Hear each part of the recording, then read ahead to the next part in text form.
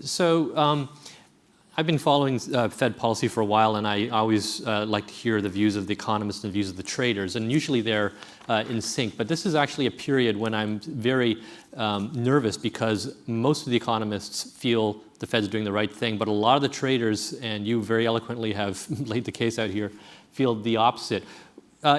From your point of view, what explains this gap? What is it that you and other traders who feel this way, and I know you speak to a lot of people who agree, what is it that you see that you think the central bankers and the economists are missing?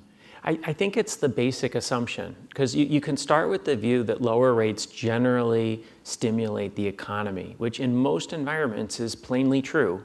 You know, if rates are 8% and you make them 6%, you're going to have a stimulative effect on the economy.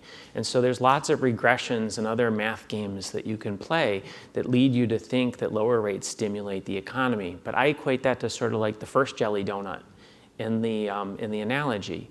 The problem is these models don't tell you I guess the economists would concede that right now we have diminishing returns. And so what you'd need to do is more and more to get the same effect. And what I actually think is you've gone past the point of a diminishing return is that you actually have like a negative return, and it's actually harming us. And it's very hard for economists with models with very limited sample sets and empirical data to understand this. So I think that you wind up with a different view from people like me who are sort of in the real world, who aren't just trying to figure out, well, you know, what do the models say, but how do people actually behave? You know, who out there isn't buying a house today because rates are too high? I can't think of anybody. What companies are deciding not to build factories because rates are too high? There's nobody. So there's not demand that's being held down because rates are too high. On the other hand, you look and say, well, what are the risks that are being created by these policies? And there's between the fiscal policy and the monetary policy, we've opened up enormous tail risks of, well, what happens if the Fed loses control, or what happens if the Treasury loses control? And these scare people and actually drive up risk premiums and drive down PE multiples and make people, like companies, defer long-term investments in the country because they're worried about significant tail risks that these very aggressive policies are creating. I was at a press conference that Ben Bernanke, the Fed chairman, gave a month or so ago to explain the new policy.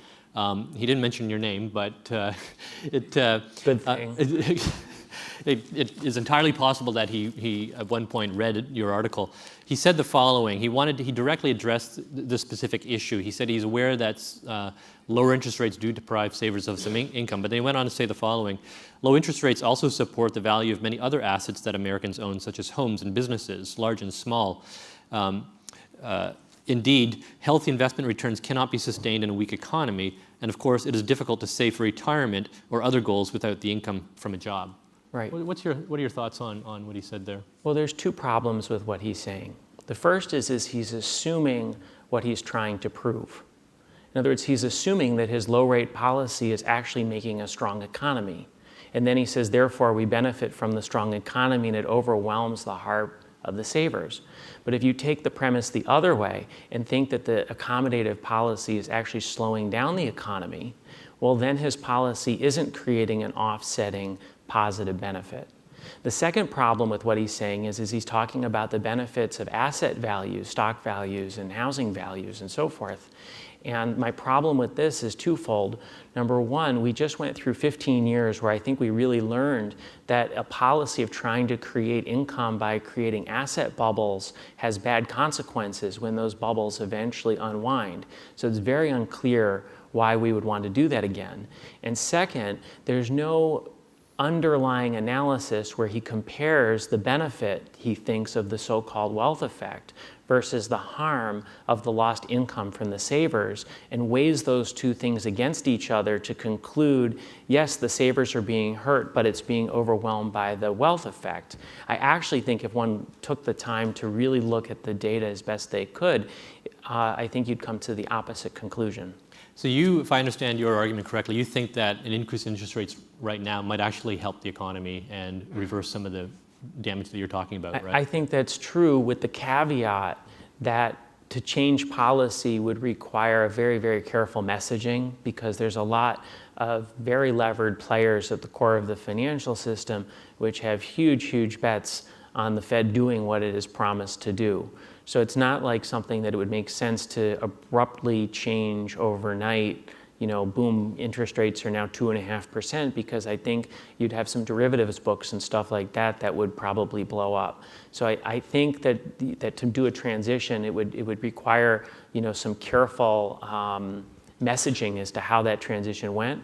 But setting that aspect aside, I think you would, if we want more jobs and we want more consumption and we want to have the economy grow at a faster rate, we would be way better off if we did pretty much the opposite of the current monetary policy. Historians say that's what the Fed did in 1937. After a period of interest rates near zero, there were some concerns about inflation, so the Fed moved towards a tighter stance, and the economy promptly collapsed. It was later called the Depression within a depression. Should that give us a sense of caution about pursuing that? I'm not as perfectly knowledgeable of what was going on in 1937, but I don't believe that they were engaged on the monetary policy with policies anywhere near as extreme and aggressive going into that as they are right now. And so I don't know that whatever the low rates of the time were creating the kinds of tail risks that are being created right now.